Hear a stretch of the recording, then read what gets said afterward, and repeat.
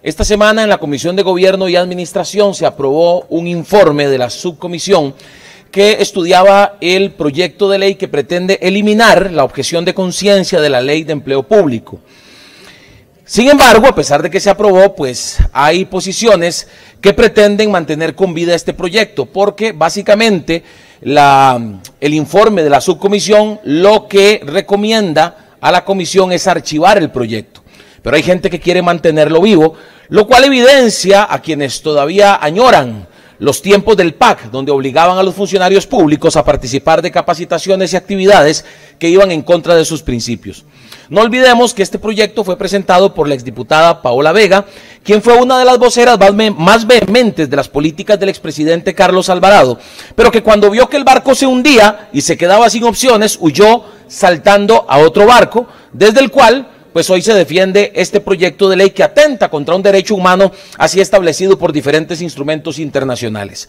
Aquí se ha dicho que estamos confundiendo libertad de conciencia con objeción de conciencia, y la pregunta que deben hacerse es ¿cómo garantizar el derecho a la libertad de conciencia si no hay derecho a la objeción? Nadie está confundiendo términos entre el derecho a la libertad de conciencia y la objeción, pero lo que vemos aquí es que hay quienes no entienden lo que en realidad significa este derecho. La objeción de conciencia es el camino para garantizar la libertad de conciencia, la libertad ideológica, la libertad de culto y la libertad de pensamiento. La eliminación de este inciso, como lo pretende el proyecto de ley, vulneraría el derecho fundamental a la libertad de conciencia consagrado en diversos instrumentos internacionales de protección a los derechos humanos. La objeción de conciencia se define jurídicamente como una manifestación más de la libertad de conciencia. Nadie está confundiendo esos términos, repito. Lo que vemos es que hay quienes desconocen o prefieren desconocer que la libertad y la objeción están estrechamente relacionados.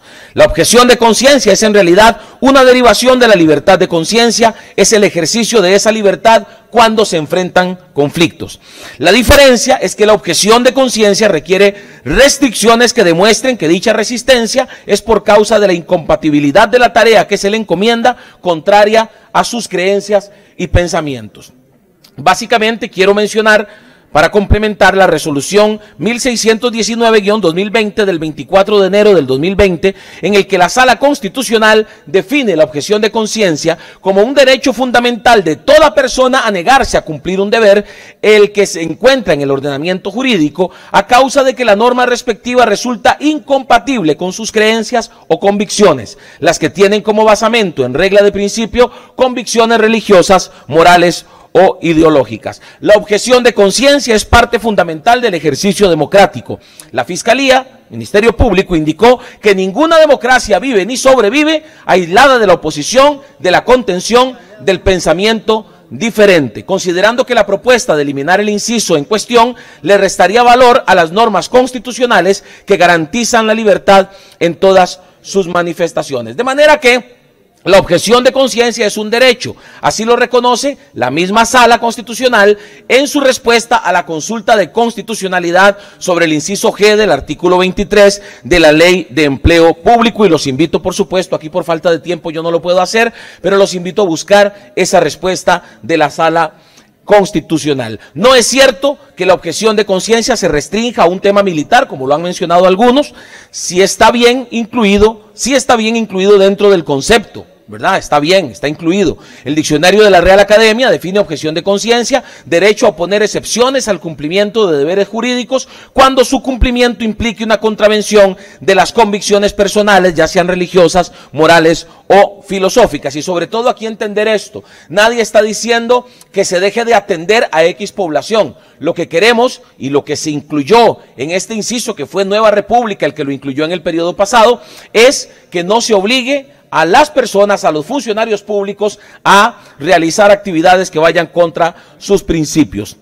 La objeción de conciencia pretende salvaguardar las más íntimas y arraigadas convicciones éticas o morales del individuo que podrían verse vulneradas por normativas, capacitaciones o tareas encomendadas. Como repito, fue Nueva República la que incluyó este inciso en esta ley, y lo defenderemos con uñas y dientes, que se mantenga, porque así defenderemos a los empleados públicos para evitar que vuelvan a ser obligados o violentados, como sucedió varias veces, y así lo denunciaron ellos mismos en el gobierno pasado, en el gobierno del PAC de Carlos Alvarado. Muchas gracias, buenas tardes.